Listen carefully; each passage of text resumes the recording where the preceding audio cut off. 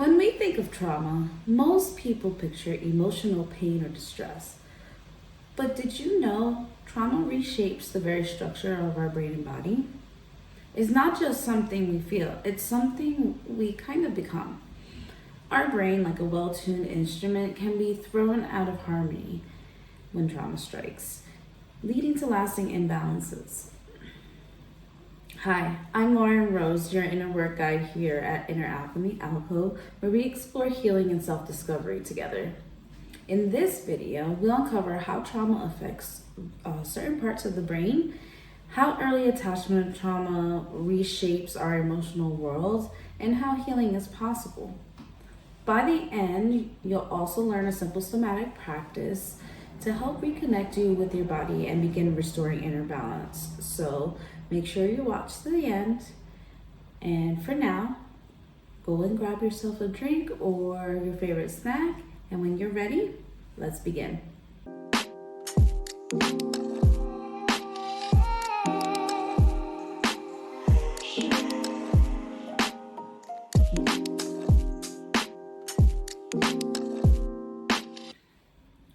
Let's start by exploring the brain's role in trauma. Think of the brain as a conductor of a grand orchestra. When everything is functioning well, the brain guides the body like a harmonious symphony, each part playing in perfect tune. But when trauma hits, the conductor loses control. The rhythm shatters, and instead of a beautiful melody, we experience chaotic mess, leaving us feeling overwhelmed, confused, and out of sync with ourselves and the world around us. Next, we have the hippocampus, the brain's librarian and filing system for memories. Trauma can shrink the hippocampus, making it harder for your brain to properly organize and store your experiences. It's like a librarian overwhelmed by too many returns and putting the books back wherever just to clean up the big mess on the floor. As a result, trauma memories become jumbled and distorted. This can lead to flashbacks or fragmented memories, where the past feels as if it's happening right now. Your brain can't tell yesterday from today and today from yesterday, so even a small reminder can trigger an emotional response if you're reliving the trauma all over again. I know for me personally, this is something I experience a lot. Anything can trigger a memory for me, especially when I'm alone. I find that having people around, thankfully I have children, but when I'm alone, which I actually prefer, I enjoy going through the memories and processing them. I can understand why people don't like it. For sure, when I'm alone, a smell, color, taste, sounds, music, all of these things will pull up memories for me. Part of my processing is at night when I sit down to journal, whatever has come up for me that day is what I will dive into, and that'll be my processing session for that day. I don't do that as often anymore. I don't get the flashbacks as often. I'm assuming it's because I went through a lot of them. But, as they come up, I take a mental note and I write them down like a little quick, this came up today. So that later, whether it be daily, weekly, monthly, whenever the case may be, whatever works for you, definitely say take it slow and go through the process slowly.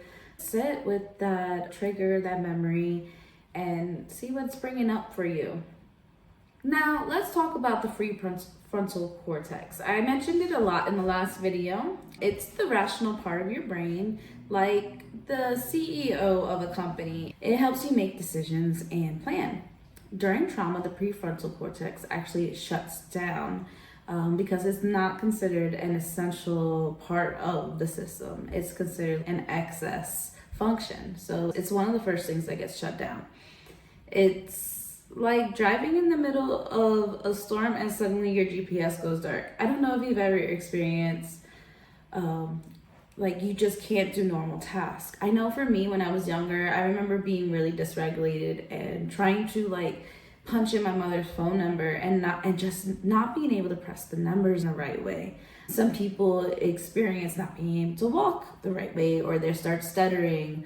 There's so many different things that can pop up for different people. But that is you jumping down into dysregulation. Lastly, we have the insula. The insula acts like a bridge between our emotions and our physical sensations. When this connection is intact, we're able to feel and interpret signals from our body, such as hunger, pain, or emotions like fear or joy. But trauma can sever this bridge, making it feel like your mind and body are no longer speaking the same language. This is very common with trauma survivors, that even just sitting in this chair right now, can you feel your sit bones? Can you feel the ground beneath your feet?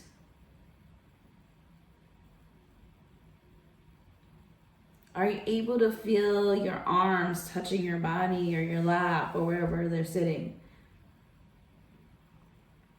Whenever we start going into the mental realms, we tend to cut off from our bodies. And with trauma survivors, it's just an extreme.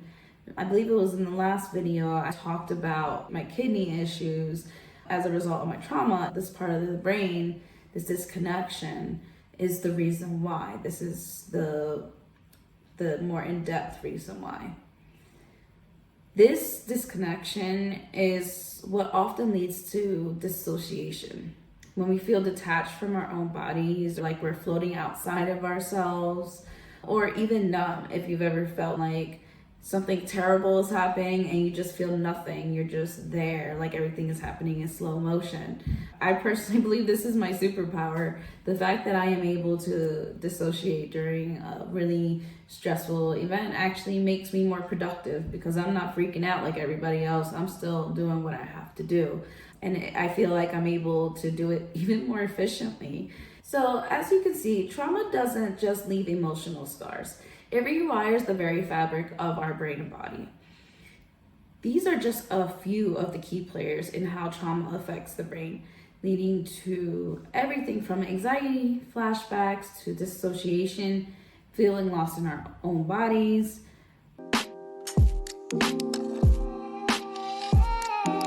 But what happens when this trauma occurs in our earliest relationships?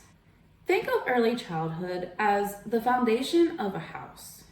The foundation is meant to be solid, creating stability for everything else that is built on top, right? But what happens when there's cracks in that foundation? When a child experiences neglect, inconsistent caregiving, or abuse, the foundation weakens, leaving deep fractures that affect how the rest of the house or development holds up. The neuroaffective relational model, or NARM, helps us understand how these early attachment or relational traumas shape our nervous system and survival strategies that we develop as a result. When we experience early attachment wounds, the nervous system adapts by developing survival strategies to cope with the pain. These strategies are our brain's way of keeping us safe when we don't have the resources or support to process the trauma ourselves.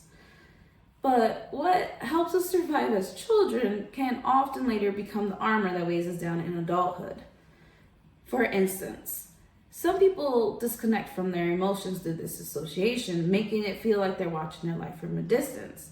Like I said earlier, this is my superpower in certain stressful situations, but when it comes to a relational argument, this is one of the worst things for my partner, because this means I'm not truly connected and present. I am observing and not really processing what's happening. Maybe I am strategizing or just clocking out altogether. So in this instance, I would need to learn grounding, or how to remain present during a relational stressor.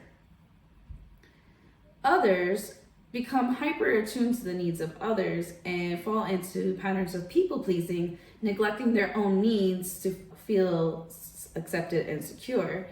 I also experienced this personally within relationships, like true relationships, not friendships, but relationships. But others, I see people pleasing behaviors no matter who the person is. These patterns are deeply rooted in our early relational experiences and often develop unconsciously. While this armor may have protected Just from emotional wounds in the moment, these protective armors become very heavy and suffocating over time. These same strategies that helped us survive now prevent us from living fully and being able to connect to ourselves and others. Dissociation's great in an emergency situation, horrible in a relationship setting. Our ability to regulate emotions or stay calm and balanced stems from those early attachment experiences. When we feel securely attached, our nervous system learns how to self-regulate or return to a state of calm after stress. But when attachment is disrupted, our nervous system struggles to find that balance. Instead of feeling grounded and stable, we may oscillate from extremes. It's like a pendulum. On one side, we may be stuck in fight or flight mode, where anxiety, hypervigilance, and constant sense of danger take over.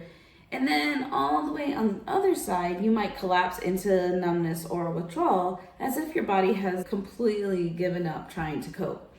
The swinging between high alert and complete shutdown is a hallmark of unresolved attachment trauma. This constant swing between fight or flight and numbness can leave us feeling exhausted, disconnected, and trapped in survival mode. Using the NAR model, it can help us recognize these patterns and offers us a pathway to healing by addressing both relational wounds and survival strategies that formed around them. If you would like to find a NARM certified therapist, you can check the links below.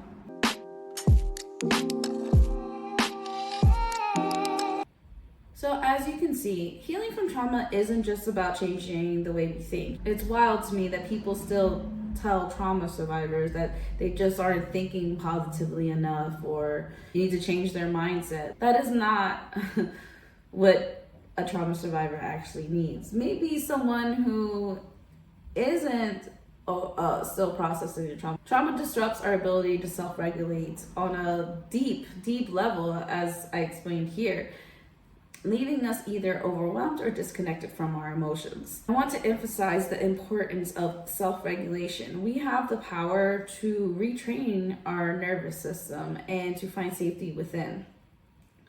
This process is like teaching a conductor of that orchestra at the beginning how to guide the music once again, bringing the harmony back into your life. Self-regulation is central to healing.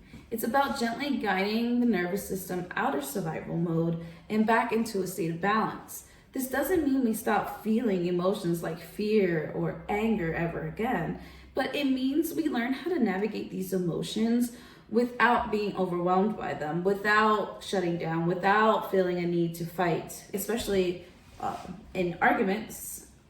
If you're a person who, once you get heightened state of arousal, you end up either verbally or physically attacking the person who is bringing up something, that is something you can work on. Self-regulation is a tool for that. It's something cultivated over time through practices like mindfulness, breath work, and bodily awareness. The more we learn to tune into our body signals, the better we become at recognizing when we're about to swing into fight or flight or disassociation. With practice, we can guide ourselves back to a place of calm and connection where we need to be in the moment. If we need to process later, because the person isn't someone you can process with, we learn how to do that too. One of the most powerful aspects of self-regulation is reclaiming our relationship with our body. Trauma often creates a disconnection between mind and body, as we spoke of earlier with the insula. This is where dissociation comes in, leaving us feeling numb or detached from our own physical sensation. However, we can rebuild that bridge, allowing the mind and body to work in harmony once again. When we reconnect with our body, it feels like a homecoming where we begin to trust our physical sensations and emotions as valuable guides rather than threats. We start looking to the outside for validation or for approval for what we're doing, and we start listening to our body, our gut, and our instincts. Over time, we transform that old heavy armor into something lighter, replacing survival strategies with self-compassion, presence, and resilience. The path to healing from attachment trauma isn't linear. But by working with models like the NAR model or polyvagal theory, we can begin to dismantle survival strategies that no longer serve us. Through self-regulation, we can learn how to reconnect with our emotions, our body, and the world around us, finding a sense of safety and wholeness that trauma once took away.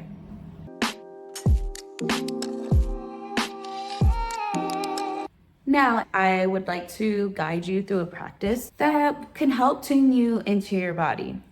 This is the first step towards self-regulation, relearning how to feel safe in our own skin, moment by moment. If you are ready, I'm going to ask you to find a comfortable position. You can either sit or lie down, whichever feels best for you. I'll give you a moment. You can pause this if you'd like. Take this time to settle in. And just take a moment to feel the support beneath you. Whether it's the ground, your chair, maybe you're outside and it's the earth itself. Notice how solid and dependable it is. It's holding you without effort. Allow yourself to close your eyes and sink into that support, knowing that in this moment you are safe.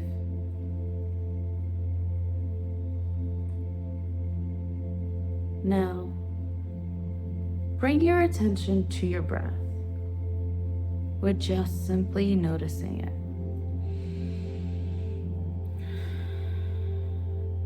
Feel the gentle rise and fall of your chest, the expansion and contraction of your belly.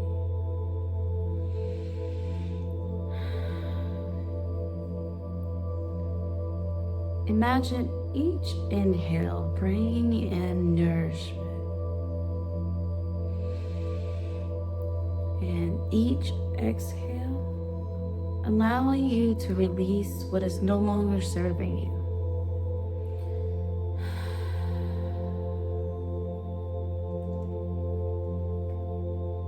As you follow the rhythm of your breath, notice how it feels to be here in your body. Feel the air filling your lungs, expanding your chest, and then gently letting go as you breathe out. Let your breath become an anchor, a reminder that you are here in this moment and that your body knows how to keep you safe.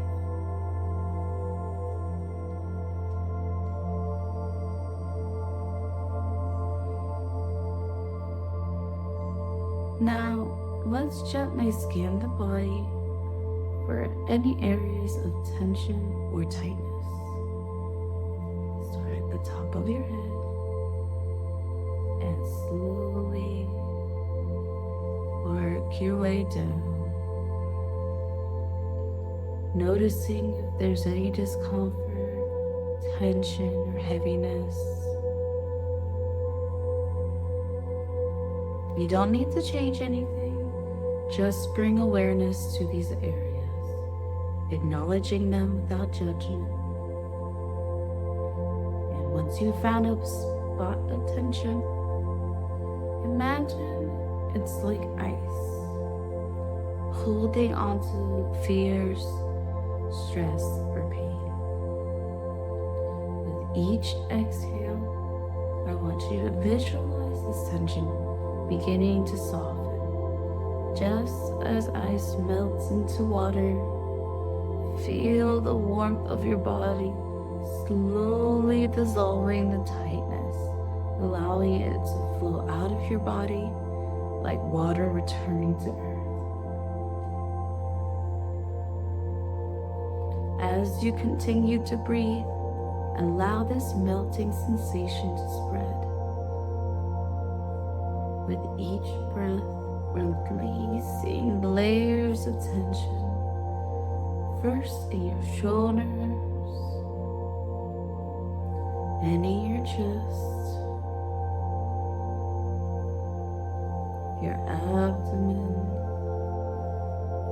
your legs. Imagine that each part of your body is slowly softening, letting go of the weight it has been carrying. Feel your body becoming lighter, as if you're shedding a heavy cloak that no longer fits. With each exhale, you're making more space for ease, more space for peace.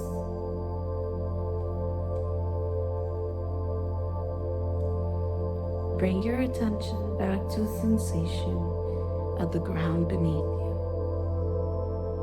Feel the solid support of the earth or whatever surface you're resting on. And just see if you can notice how it holds you. You are grounded here. You are safe here. Take a notice of how your body is feeling right now. Has anything shifted for you? Do you feel a bit more open or a bit more at ease? It's okay if the changes are small. Each breath and moment of awareness helps your nervous system learn that it's safe to relax and be present in your body. There will be a 5 and 10 minute body scan meditation uploaded on the channel this week that you are free to use to continue to connect with yourself when you need it. As we close this practice, go take a few more deep, nourishing breaths, inhaling deeply, feeling the air fill your lungs, and exhale fully, letting go of any lingering tension. Now that you have returned back into this video, I just want you to take a moment to appreciate the feeling in your body right now. Remember, this is just the beginning. Self-regulation is a practice, a relationship you build with your body over time. Each time you come back to this calm, grounded state, you're teaching your nervous system how to find balance, trust and safety, and heal from within. Trauma may reshape the brain and body, but healing is possible. With tools like self-regulation and various somatic practices, we can restore balance, reconnect with our emotions, and build healthy relationships. Healing is not a destination. It's an ongoing journey of reconnection, both with ourselves and with others. If you found this video useful, I invite you to subscribe for more. Share with a friend and hit the notification bell so you can get notified for the next video. Thank you, and I look forward to connecting with you in the next video. Bye.